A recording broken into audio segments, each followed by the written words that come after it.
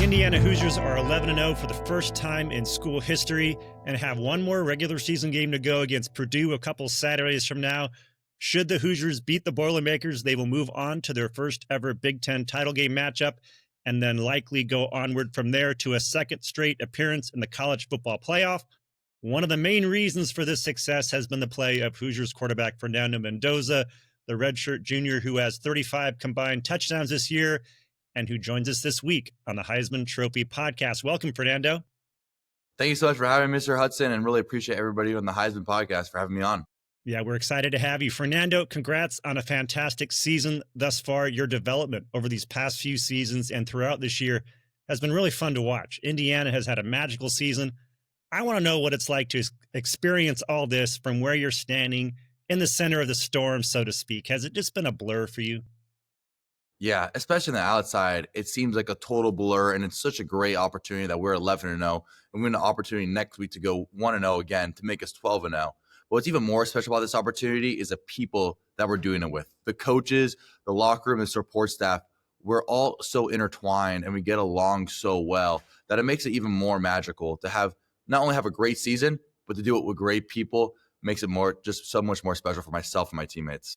Yeah, I can imagine. You guys have really experienced the full gamut this year, from the complete dominance over Illinois to the methodical dismantling of Oregon on the road to the late game dramatics against Penn State. When you look back on these first 11 games, what moment or moments stick with you the most? Yeah, I would say the three moments you brought up. The Illinois game was huge. Iowa, being from Miami and then playing in the Pac-12 and ACC, I wasn't aware of how loud Iowa got, and that stadium was rocky, and they had great fans. Such a great tradition, waving to the children, and they have a great defense and great team overall. So that was a nail biter as well. We won on the last drive there. Yeah.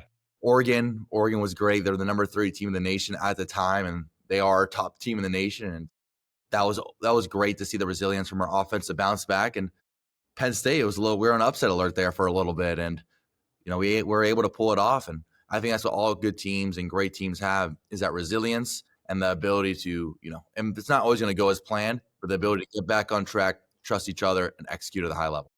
Yeah, that late touchdown pass to Omar Cooper to beat Penn State, people are still talking about it. I think it's going to be remembered in Bloomington for a long time. Can you walk me through what happened on that pass to Omar Cooper? Yeah. On my account, I think that's one of the best catches of all time in college football history, and for sure the best catch of this year in college football. And I actually ordered a T-shirt. I'm waiting on my T-shirt so I can wear it everywhere, and it says "The Catch," so I can be proud that I know the guy who caught that ball. And Omar is such a great guy, and to see him, battle and work his butt off the entire offseason and start having such a fantastic season, and what a great catch not last weekend, but the weekend before that, it was so special to see that play. Penn State was giving us their all. They have a great defensive coordinator and Coach Knowles, and he gave us cover zero the past 2 looks, and we knew the third look we were getting cover zero. We wanted to hit the middle of the field, and however, their defender had inside leverage, which is not ideal when you want to go inside and the guy's trying to defend the inside. We had a great route by Coop.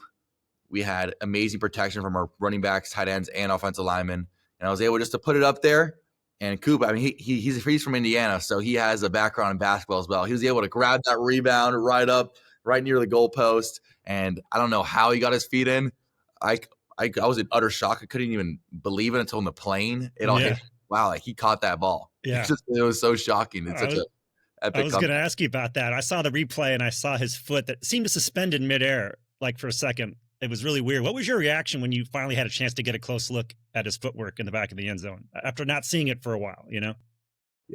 Coop and all the other receivers in our team never cease to amaze me. They're just so talented, and it makes my job so much easier. And it's such a pleasure as a quarterback to have those guys that, you don't always got to be perfect. You can put it in the radius and they're going to go get it. Yeah. And that's such a luxury to have as a quarterback, especially playing the top competition in the Big Ten. And to see Coop make that catch, it's a video game catch. Usually when you see the 2 feet, you usually see the first one pop down, but he was like levitating one and doing the other one, a little bit of Houdini. So there was like an invisible pillow just kind of holding him up there. It was amazing. Invisible. Yeah. The invisible pillow was God, and I know Coop's a big man of God, and so am I. So, it's just so crazy how it all happened. God was a Hoosier on that play. I'm curious how you approach this year coming over from Cal, having to acclimate to this new setting, the new system. new teammates, new coaches. Did you have a method going in that you followed to kind of ease into it, or did you just kind of go with the flow and let things hit you and adjust as it came? The transfer portal, college football, everything, especially in college sports right now, is so hectic, so crazy. However, my whole thing that my parents instilled in me is always being optimistic and being positive and controlling the controllables. So whenever, in the transfer portal, I went to different schools. Coach Cignetti really sold me on, you're going to be the best Fernando Mendoza here. I can't guarantee the other things, but I can guarantee you I'm going to develop you into the best Fernando Mendoza possible. And throughout my career, whether it was redshirt freshman playing to my redshirt sophomore year to now my redshirt junior year, every single year, what I strive on is improvement. I always strive on having an amazing offseason where I am living in the facility, being able to get better so the next season I can have another breakout year, if that makes sense. In my mind, like a breakout year or a vastly improved year than the previous year. And so with that, the help of the great coaching here, teammates, and my little brother, who's also a quarterback, who helped myself get acclimated to the playbook, to the locker room, to the Indiana weather, and all of the above. It's been so special for me, and it's really accelerated and exponentially, helped my process and development. As we've seen that I've developed a lot every year that I play college football. When you were looking at Indiana, what was it about Indiana and Coach Cignetti that was apparent to you that maybe wasn't as apparent looking at other teams? Yeah, I think they had the whole package as far as they had a lot of guys coming back, and we're a very senior heavy team. So I know that this is going to be their best shot. Evidently, Indiana's always going to be a good football team, and we're always going to reload. But I knew that there's a ton of leaders coming back, a lot of captains coming back. We have a great head coach in Coach Cignetti, great OC in Coach Shanahan, and we have a fantastic quarterback coach in Coach Whitmer. And with all those three combined, I knew that I can't control the record. I can only control my part. And thank God that we're 11-0, just because it's a culmination of so many good people and good schematics and teamwork working together. But I knew that I wanted to be developed, and I wanted to be the best Fernando Mendoza that I could become. And Indiana gave myself the best shot. It wasn't a guarantee, but I was willing to roll the dice, risk it, and give myself the best shot to become the best Fernando Mendoza. It must have been really cool to have your brother there to not only help acclimate you, but also to kind of give you the inside scoop about everything, to say, because he's not gonna snowball you. He's gonna tell you exactly what the deal is, right? Yeah, in recruiting, there's a lot of snowballing, and that's the nature of recruiting. It's with all the other schools I visited. I mean, I appreciate my time there and the coaches there. However, my brother, I was able to get the good, the bad, and the ugly. Although there wasn't much ugly or bad here in Indiana, I was able to get all the facts and all the details that I had to pull a couple of strings to get some at the other schools. And to have him here and then to work with him all off season, to throw with him, he's helped myself so much. I mean, he's helped my technique. He's helped my processing speed. We've worked together. We've pushed each other. And at first, when I was a spring ball, I'm like, wow, this guy, it's like we're practice 10. I'm like, this guy's had better practice than me every single day. Like, I got to try to get on my high horse. I got to get off my high horse, and I got to, push myself even harder. And so we've pushed each other so hard at this point. I think that we both exponentially grown this season.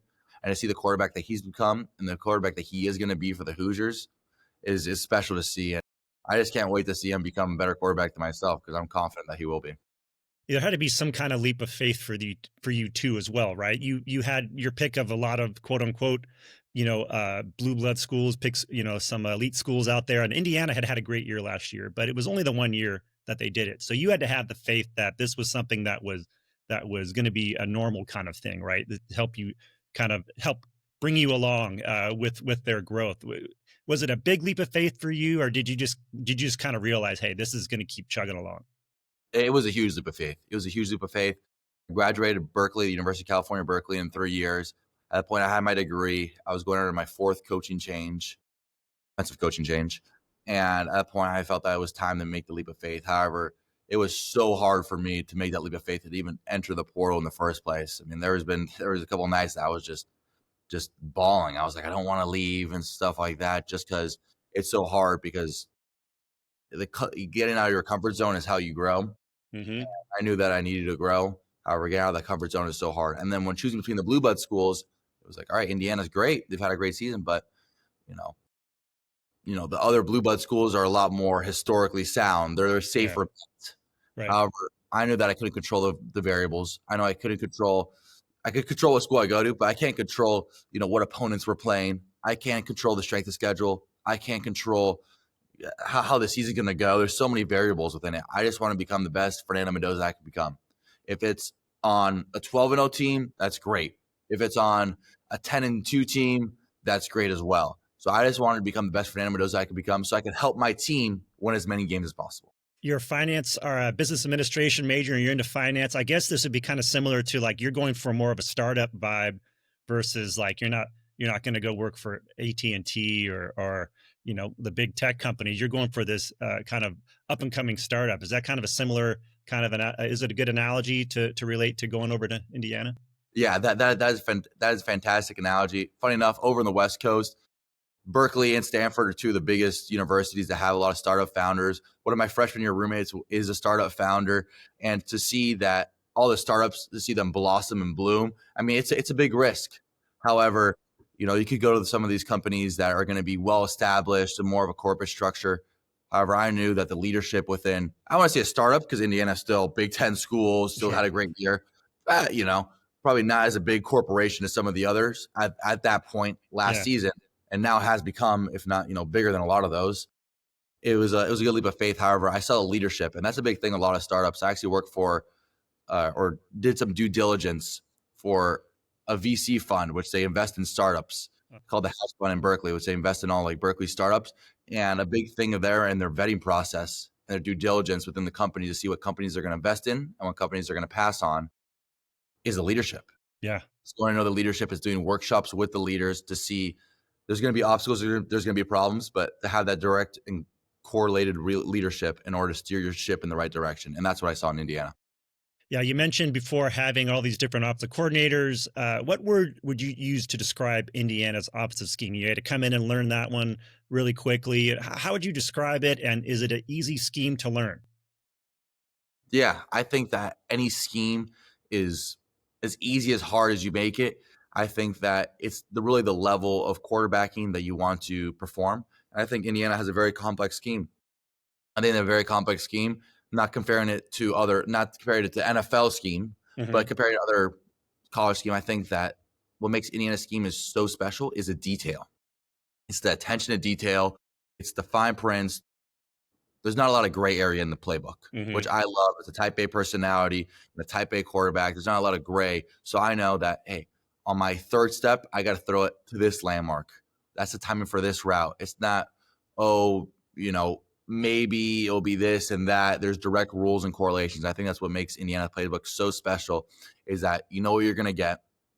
And it's really, the details are there and the coaches hold us to all such a high standard of accountability that those details are enforced in every single room. It's never going to be perfect. Yeah. But those details and the way that the coaches enforce them is what makes Indiana's offense so special. When you make that kind of change going to a new scheme, is it mostly like the nomenclature that's different? Is it the point of emphasis on where you're attacking on the field? Is it what you're practicing in practice as far as like we're going to run this play 20 times and this play only 3 times, and you kind of know that we're going to be great at this play and just kind of okay at this play? What is like the big difference in that regard? So I would say football is generally the same. There's a lot of nomenclature. However, in the college world, you got a lot more variables. I was in an air raid system. I was also in a more like a run and shoot system as well. To come over here, which Indiana we're multiple here. We do a lot of things. We do RPOs, we do play action, we do drop back, we do great outside zone runs, we do inside zone, we do gap schemes. So we do a lot of everything here. So I would say it's more of a multiple system. But when learning the playbook, it is so important. Like I said before, is to know those details. And when I was able to go up there basically every single day in spring ball, and when we got here in winter, to study with some of the other transfers, to study with my brother, and able to quiz each other on it, it created a sense of unity rather than we're all home and locked up in our room trying to learn the playbook by ourselves. We have Ryan Nowakowski, the tight end. We're quizzing each other. Hey, what's this play? What are the routes on this play? What are the depths? And, we're like going back and forth, quizzing each other. Or whenever we talk to my brother, hey, how are you seeing this play? This is what it says in the playbook. Do you agree with this? Meaning that, is this how it was in the playbook? Did this evolve throughout the season? Depending on game plan? And so to have people like that around myself pushing and learning the playbook fun. And because football is fun and I love it, Yeah. it was a fantastic experience to not only get adjusted to the nomenclature, which is just a general part of football, but also to really learn the system so I can be confident every single time I step foot on the field. It seems like you're kind of naturally intellectually curious. Like it seems like you apply this mentality to football, and it really, like you said, it makes football fun for you. I don't seem, I've talked to a lot of guys over the years, and I haven't seen many approaches like that where people focus on it being fun. Has it always been the way for you, that way for you, or is it something that you realize at some point and like, hey, I got to look at it this way because otherwise it's going to be a real slog for me as I go forward.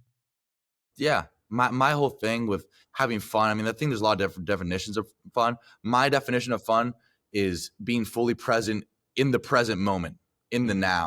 And so when I'm able to do that while learning, that is like my top thing, because I love learning, whether it's, learning a playbook, learning somebody new and, creating a relationship with a new friend, whether it's learning a new language or a new term in finance, whatever it is. I really enjoy learning. I think that's the goal of life. I always try to learn. I always read every single night. And that's a big thing, is I want to keep on improving like I have every single year in college football. And the way you do that is you keep learning, and you're never on the journey of, oh, I'm complacent, I've learned enough. I know I have still a huge way and long way to go. So the more that I can learn, the better. You said you read every single night. What are you reading these days? So I read a couple books. A book that was recommended to me by our center, Mind Gym, by Pat Coogan, not by Pat Coogan, but Pat Coogan, our center, Yeah. to me. And then I'm also right now, this current moment, I'm reading a book, What You're Made For, by George Raveling, and it's a great book. He was one of Michael Jordan's mentors, and he always talks about in his book reading and the never ending journey of learning. And I think that through doing research, to having a lot of to try to read more. It's not like I'm the perfect reader. It's not like I'm reading an hour every night, just like 10 minutes before I go to bed. But just kind of have that stoic approach of learning, being in the present moment, and really enjoying life for what it is has been really special to me. It's really helped my football career a lot. Are the Stoics something you follow, like Marcus Aurelius? Or are you do you read up on those guys? It sounds like you have a Stoic approach to things. I would love to sit here and lie to you on the podcast and try to be super smart. Like, yeah, I read Marcus Aurelius, Yeah, and all the other great philosophers. But I will say that I can't really understand. Like, I'm not going to do the research as far as like reading the actual text. But I do follow people like Ryan Holiday, who really do take a Stoic approach and translate it to the normal and average person. Wants to learn about Stoicism. So, I've read some of his books, and, I follow people like that.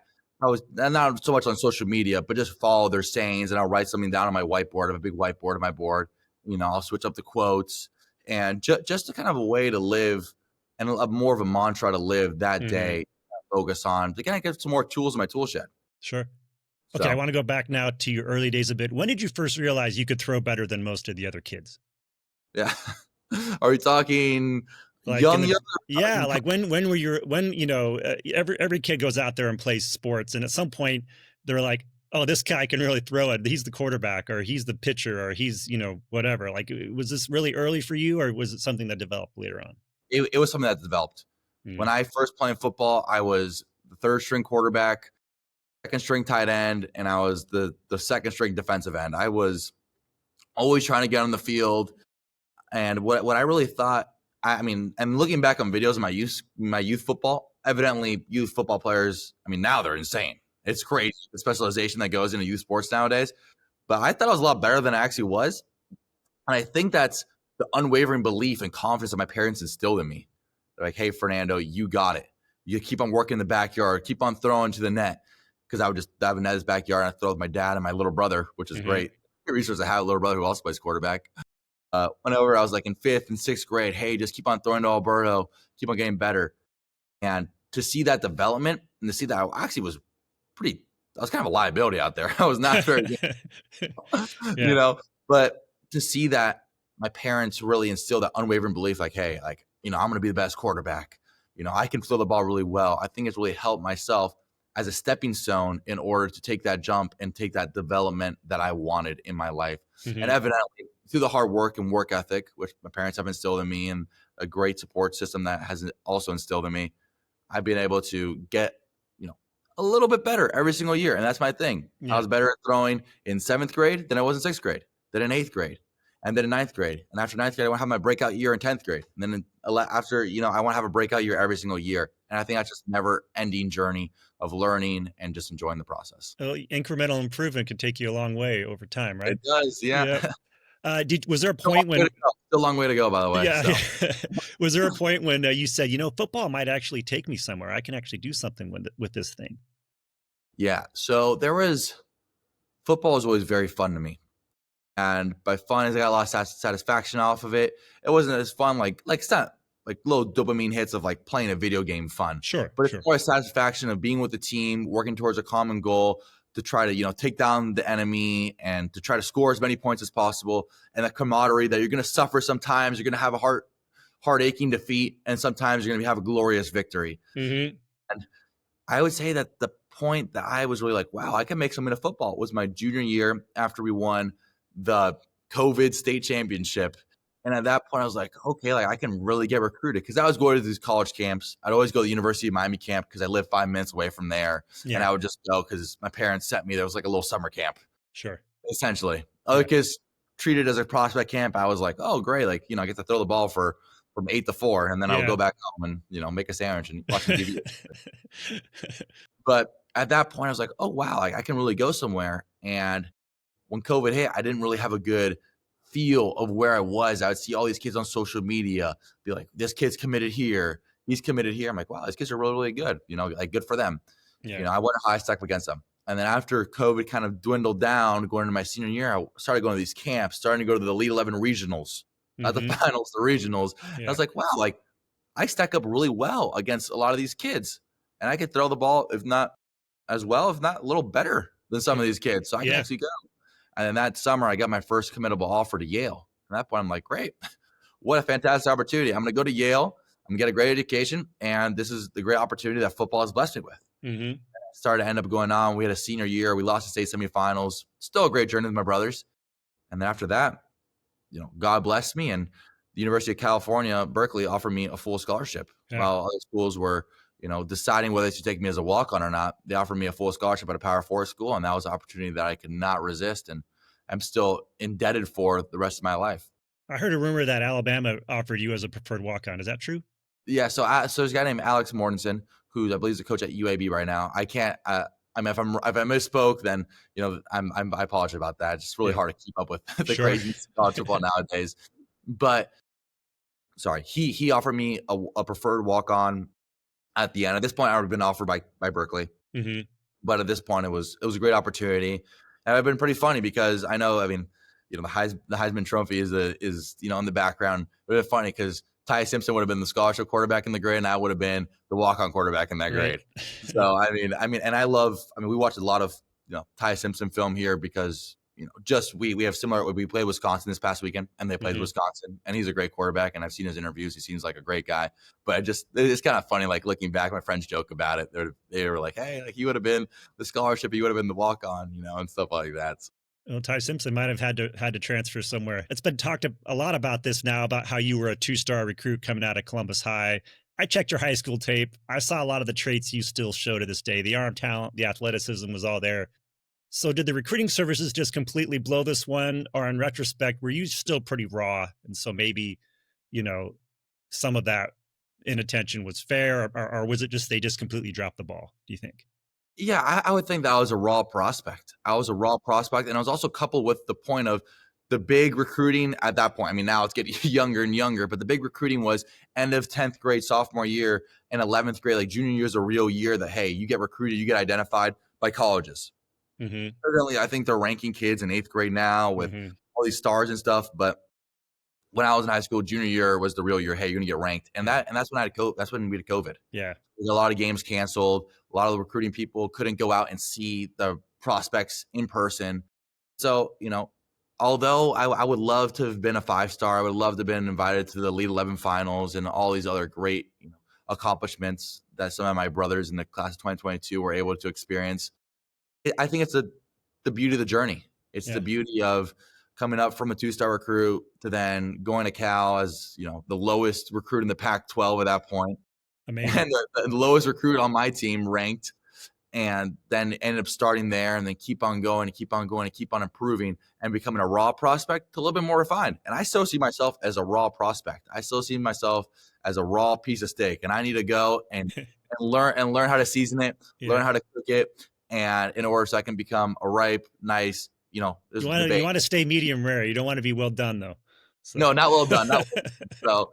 So, I think that at that point, obviously, if there was a lot of trouble, a lot of people put belief in those services, and those services, I think that they do a good job. However, it's so tough to project the kid's work ethic, and there's so many variables. At that point, they might be a 4-star, they might be a 5-star. Yeah. I might have been a 2-star. And you can't look at, and they actually can't evaluate everybody. There's thousands of prospects out there. You're going to miss people. I mean, it's a really tough business, and maybe at that point, maybe the game that came, I played like a 2-star, but that's the beauty of learning and growing. And evidently, I'm going to have the self-belief that, I'm always the best. No matter what, I know I still got to get better, and in that humble approach, but it's at the same point that I have the unwavering confidence and belief in myself as well. So, when I was ranked a 2-star, don't get me wrong, I wasn't happy about it. I was a little pissed. I was like, oh, come on, I'm better than that guy. I'm better than that guy. Yeah. But I was like, wow, what a great goal to work towards, to prove people wrong. When you did, how did Cal actually find you though? Was it all Bill Musgrave? Did he have his feelers out there, and did he have like his connections out there, and he found out about you? How did that work? So there was a kid named Justin Martin who's committed to Cal, and at this point, this is when the transporter was really it was getting like just roped in a little bit. It was getting just started. Not a lot of people knew about it. It wasn't the craziness it is today. And he flipped from Cal to UCLA on late signing day or early signing day, and Cal really believed that he was going to go to Cal. And at that point, they were kind of left dumbfounded, like, oh, shoot, like, what do we do? And Bill Musgrave, who's the OC and quarterback coach, who, I'm forever indebted to, he was looking for a quarterback. And he, at that point, is a little bit more of old school. The transfer portal was little new. And we already had Jack Plummer there, who's quarterback on the Panthers now. But at that moment was going to be the start of the next year. And so I guess he was looking for a more developmental guy. And he had his feelers out there, and he came down to Miami, worked out a little bit, and he believed in me. He gave me a shot, and when he offered me a scholarship, I was like, whoa, scholarship? You sure? I didn't say you sure, but I was more like disbelief, because a lot of people would offer me walk-ons, such as, power forwards like Alabama. And at that point, I was forever blessed. I knew that I'd take the opportunity and run with it, whether it's getting on campus and getting to that position. I knew I was going to climb my way up the depth chart. And whenever I got that top spot or a chance to play in the game, I was never going to look back and never get subbed out from that point on. That must have been an amazing feeling to get the offer. You once said, though, that you suffered from some imposter syndrome early on in your college career. Talk about how overcoming that helped you blossom as a quarterback at Cal. Yeah, I think sports psychology is a huge part of my game and my development.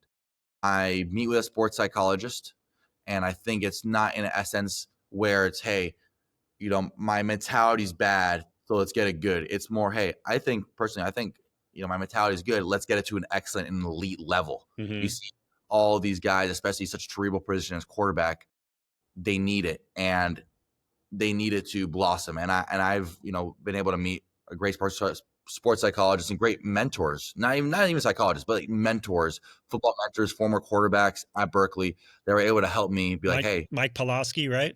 Pulaski. Yeah. Mike Pulaski's been huge. I meet with Mike every single week, and he's been a huge instrument in my success.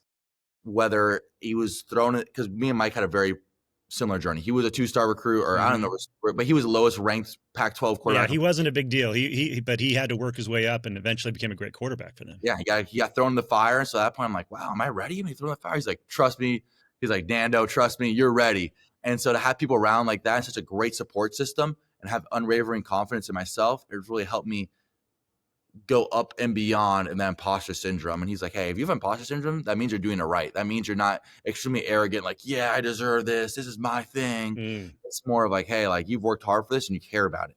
So to have that, sense of perspective and viewpoint from great mentors like Mike has been to me has been so special. It's really helped me catapult in my career. Given your intellectual curiosity for these types of things, the fact that it was Berkeley and the intellectual environment that permeates there, do you think that was a big factor in how you developed it, that specifically Berkeley and specifically that climate around the Bay Area that helped you? Yeah, I would say that a lot of people are products of their environment. And I think that in Berkeley, I was able to surround myself around a lot of good community and a lot of good people, especially that in Berkeley, you constantly get your ego checked, whether, we just won the big game and I'm feeling myself and I'm like, oh, let's go, great. And the person sitting next to me just got off a TED talk in the morning. So it's like, wow, maybe I'm not that big of a deal as I am. I really got to keep on going and keep on learning. And not only learning about and getting better at football, but learning about these skills and attributes that these other fantastic business students, roommates, friends all around Berkeley, they're attributing to their success in their respective field. And I think that's really helped me to take a multifaceted approach, not just a one-way shot. It's a kind of take all these different, advice, some that I've taken, some that I've like, I don't know if that applies to me. And to really have that, opportunity to talk to so many intellectual minds and so many, amazing people. And it's also been here the same in Indiana. When I got here in Indiana, I've been able to learn so much from the leadership of Coach Cignetti, all the offensive coaches, and also great leaders on our team like Pat Coogan, who was at Notre Dame last year, who's had a lot of great leadership lessons. Aiden Fisher, who's an All-American linebacker last year, and he's a captain of that defense. There's a lot of guys I've been able to learn from. And so it's not just football and Berkeley. I was able to learn from a lot of different sources of success. And then it's only been amplified ever since I've got to Indiana. I know you don't like to talk about the Heisman too much, but we are on the Heisman Trophy Podcast, and we are getting toward the end of the season. And let me tell you, between the Heisman and the college football playoff, you are about to go through a media crucible. It seems like you're very comfortable talking to people. Are you planning on just riding the wave and having fun with it? Or do you have like a plan for dealing with these things? Yeah. As I mentioned previously in the podcast, my whole thing is in the present moment. Right now, all my attention is towards the Heisman podcast right now that I'm on. And I think that's great. You enjoy it. I think looking ahead can give, people a false sense of hope and a false sense of security. And maybe everyone always wants to talk about the future, the what ifs. And to live like that is such a tough ask because you never know what's going to happen. You never know, and you can't control a lot of those things. So my whole thing is right now I'm focused on the Heisman podcast and having a great bye week. I'm focused on, although we beat Wisconsin, there's things that I can take from that film and work in order to become a better quarterback, a better Fernando Mendoza that I'm going to be to play Purdue next week. So right now I'm really just focused on the bye week and focused on Purdue because they're a great football team. And that's all I put all my focus towards right now. It's a privilege. So I'm really honored to have, the attention right now. And I'm just extremely blessed and, give all the glory to God always. But right now I'm just trying to focus on the present moment and just enjoy the time with my brothers. Understandable. The Hoosiers have had one Heisman finalist. That was running back Anthony Thompson back in 1989. Do you have any memories of Heisman winners growing up? Any players who caught your eye to sort of, give you some motivation? Yes. So my dad went to medical school at UF, and we actually, the roommates have we have a house here in Bloomington, and we have a Christmas tree, and there's a picture of Christmas of myself in a Tim Tebow jersey. I was honestly kind of bandwagon. I was like UF and UM fan at that young of an age. I didn't really know what was going on. I didn't realize you couldn't like both teams. Yeah. At that point, I had a Tim Tebow jersey, and so Tim Tebow's been huge inspiration not only on the field, but I would say off the field, as how he's always giving the glory to God. All his celebrations were always him kneeling has really set the foundation for myself being a part of a Catholic family. And that's a good role model to look up to. In more recent years, Joe Burrow. My brother's a huge Joe Burrow fan. I'm a huge Joe Burrow fan. The way that he's played and operated that system with Joe Brady was absolutely fantastic. And I mean, who doesn't love Money Manziel either? So also, Heisman's are such a profound point of the football community, and you can't really miss one. And it's such an honor to even be mentioned in the conversation. And I just can't wait to enjoy the present moment and and just ride the wave as it goes. Yeah. Okay. Let's do a few rapid fire questions. Get you out of here.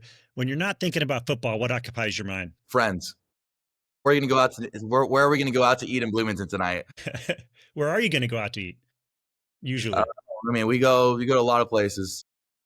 There's a lot of good local spots here. And I think it's just a camaraderie that we have with our teammates. It's a good time, here, whether we're eating with offensive linemen, whether we're eating in a mixed group with some defensive players, whether eating with just us roommates. Always good to have that camaraderie. And, after practice, go get a bite to eat and just talk about the week, talk about the NFL, and just, have a good time. You guys go check out the Hoosiers basketball yet? Yeah, we need to do that. And now it's our bye week. I would love it. I'm definitely planning on going to a game this week. That is actually Thank you for reminding me. That No problem. when we played. The first game was after the Penn State game. Mhm. It was Marquette, which is Indiana basketball, had a fantastic victory. And so definitely going to try to check out one of the games this week. You got a BA in business administration from UC Berkeley, already graduated. What intrigues you about the business world? Of how multifaceted it is. Getting a business degree, especially, I'm not going to sit here and lie to you, but like, I know exactly what I want to do. Mm. With that business administration, the mentors that I made in Berkeley, I believe that I'm able to go in the real estate field, the finance field, or whatever other field. Let's start up like we talked about. Mhm. Whatever field takes my passion after my football career. However, right now I'm focused on football, and that business administration degree has helped me so much as I've taken leadership courses in the business school there at Haas. There's been so many lessons like we've talked about that I've learned from classmates, Mhm. that I've learned from my peers, that I'm able to implement in my football journey. What's your favorite pregame hype song, if any? Yeah, so a big thing with myself, especially quarterback being such a cerebral position, is I actually do not enjoy listening to music before the game. I love music, just not right before the game, because I need to be in a cool, calm state where I'm committed to the next play, and I'm Mhm. committed in this play the best play possible and execute it the best of my ability. So before every game, I meditate and I listen to online mass.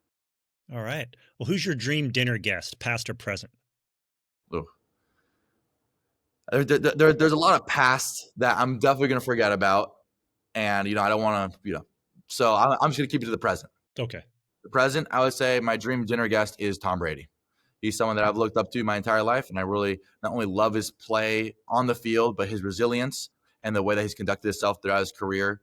I was actually born in Boston, lived there 1 year for my dad when he was in medical residency up there, and he's been a special role model for myself and a special, idol. My role model and my idol is my dad and my mom, and I love them to death. However, football role model to follow is always Tom Brady, as he's had such a resilience, and that's a thing that I think the Hoosiers have shown great this season. Whether it's Iowa, Oregon, or Penn State, resilience has always shown up, and that's something that I do attribute to watching Tom Brady growing up. What would you ask him if you had a chance to meet him? I don't want to quick fire any questions right now. However, I would need to think about it because Yeah. he is such a busy guy. I mean, he's broadcasting, one of the best broadcasters in the games. He's the owner of the Raiders. And there's so many different, things that he's doing. He's also a great family man as well. So I'm sure, the time that I have with him, or that if I were to have with him in this theoretical scenario, I want to ask him a really profound question. But it would definitely be, I would definitely love any advice. Yeah. In that sense. Do you have any superstitions on or off the field? Wow. I try to keep the superstitions to a minimum because, they're not a controllable. However, I'd be lying to you if I didn't. I always, text my parents and my family group chat, like, love you guys before the game. I always pray the rosary every Friday with some of my teammates at church. I would say that I always, we have a win sign here. Tap it 3 times on the right before the game, like on the first half. Uh-huh. Tap it on the left time 3 times. And then also never step on the seal. That's something I learned in Berkeley. That, hey, very academic prowess university. Like, don't step on the seal because you're gonna fail your finals. Right.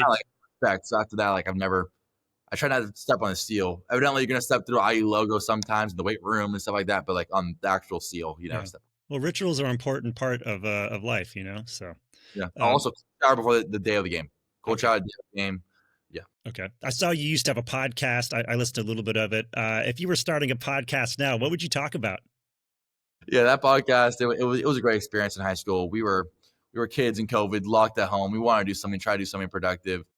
It was a podcast. It was more of a community-based podcast. And then it kind of turned into hey, let's just have fun and talk to it. And, we were able to, say some things, and it was nice, but it wasn't a huge effort. But it was today, honestly, the big thing about podcasting and why I love to listen to podcasts so much is get to learn other people's opinions. So my big thing is I would want to have a lot of guests on there. Mm-hmm. Joe Rogan does. I think Joe Rogan does a fantastic job of interviewing guests, getting them to tell their stories, making them feel comfortable in a sense where they can tell their life experiences, and the viewers, they'll get Joe Rogan throughout the 500 or 1,000 episodes, and they'll get to know him, they'll get to love him. However, they'll really get to know the guest in their specific episode and be able to learn from them. And similar how we've talked about learning through my peers, my classmates, my football mentors, through my football coaches, through my teammates, through my parents. It's all about, learning. I think it'd be fantastic to have a podcast and have a lot of guests on there. Who's an interesting teammate that people don't know about that you wish you could introduce the world to, or that you wish people would know more about? interesting as far as just personality, humor, something they do that's people don't know about? Yeah, I would say we have a great group of guys here on the team. We have a great group of guys on the team here, and I would say, a couple. I'm just gonna name a couple guys. I would say that Grant Wilson, he's a quarterback. He's helped me so much, and a lot of people know Alberto, my brother, but Grant has been a huge help in my technique and help instill a lot of the things here in the quarterback room. Say James Bomba, he's been here for 6 years, tight end. I would say another guy, Bryson Bonds, on the defensive side. He got injured early in the year, but he's a fantastic player and even a better teammate. And I'm just trying to think of guys that people would not know, or not know, like people know them, but not like on the mainstream media. Man, there's a lot of good. There's a guy, Lincoln Murph, always giving his best in scouting. Like, it gives me a ton of issues. So, there's really a lot of guys that, and honestly, everyone should know the whole O-line room. I love the whole O-line room. Yeah. Just putting it out there. All right. The O-line, those are my guys. Who's a teammate who's much better than people think or understand? Like, who's gonna blow up next year, do you think? In college or in the NFL? Because I would say, in college. Like, who's a teammate that's there on the Hoosiers right now who is gonna be a great player? I'm going to speak from the offense side. We have a lot of players who are going to have on the defense side that are going to break out. However, I'm just focused on the offense, and so I understand what we're trying to get done as far as game plans. So I know, I think I have a good idea, better idea of who's going to can go blow up. But I would say two guys for sure is Charlie Becker. He's one of my roommates. He's had fantastic games, and he's a fantastic receiver. He had a great game last week, huh? He had a great game last week. Yeah, he had a great touchdown catch and a great deep ball post catch as well. And he had a ton of other catches. So he's a really good hands, really reliable, explosive, really fast. I think that he's going to be a lot better than a lot of people think. And I think Alberto Mendoza, I know I always say it, and people are like, oh, he's saying it because he's his brother. Like, generally, if I were to show the world the spring ball footage and fall camp footage, you would think Alberto's the starting quarterback and I'm the backup. This kid is going to be really good. His processing speed, his feel of the game is unbelievable. And that's something that I've helped a lot, that he's helped me a lot with, and that's helped me develop a lot throughout. And then I would say two players that are playing right now that don't get enough credit is Pat Coogan. Without Pat Coogan and the entire line, but how Pat Coogan is so smart. I don't know if he's missed a call this entire year of meaning like the right identification. And I think that's why our run game, coupled with our running backs talent, but our run game and he is such a smart guy and has really helped us. And we would not be, 11-0 without Pat Coogan. And also I would say Aiden Fisher on defense, the way that he commands that defense is really special. What's a talent you have that few people know about? Ooh, talent.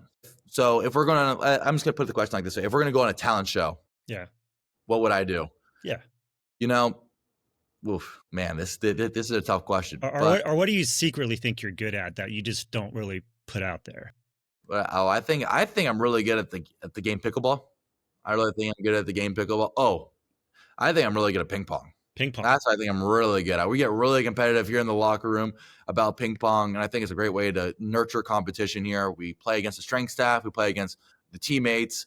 We even play doubles ping pong most of the time, so it gets really competitive, and I think I'm the best ping pong player on the team. That's just me. That it can be controversy if you ask one of my teammates, but I think I'm really good at ping pong. All right, we'll let you deal with the repercussions of that statement later. Finally, Fernando, you've been involved in a lot of causes throughout your career, and one in particular you were involved in is the fight against multiple sclerosis, inspired by your mom's ordeal with the disease. You partnered with a restaurant in Berkeley. Now you're doing the same in Bloomington. Tell our listeners about that and how they can contribute to this worthy cause. Yes. So my mom has a fight against multiple sclerosis. And my mom is my light, my inspiration, my everything. I probably talk to her about 5 times a day, and she's the only reason that I've actually gone this far in my football journey. To see her optimistic and positive approach with all that she's battling has given myself no excuse for any complacency throughout my life, whether it's academics or football or just being a good character and good person. And, to see her fight and see her, struggle and then get better is also, it's been so inspiring to myself. And, there's a lot of people that I've known that have come up to me that, some of their family members also fight with multiple sclerosis. It's something that is very dear to my brother and my family. And there's a page on the National MS Society that you're able to donate to the awareness and research of it, of the general cause for everybody. And the society really just helps people who, for research and people who can't afford treatments to go and to help their multiple sclerosis. And we're still trying to find a cure. There's no cure at the moment. However, very positive and praying every day that it gets better. So that's something that's very dear to my brothers and my heart. And that's my why. That's why I play football. It's for my mom. You've raised thousands so far. You can go to Fernando's Instagram page and find the link from there. Fernando Mendoza, thanks again for coming on the Heisman Trophy podcast. Congrats on a great season. It's been so fun talking to you. Thanks for, pouring out your heart on a lot of things. Enjoy your bye week, take a rest, and we look forward to seeing you in New York City. I really appreciate it. Thank you guys again. God bless. Thank Go you. Hoosiers.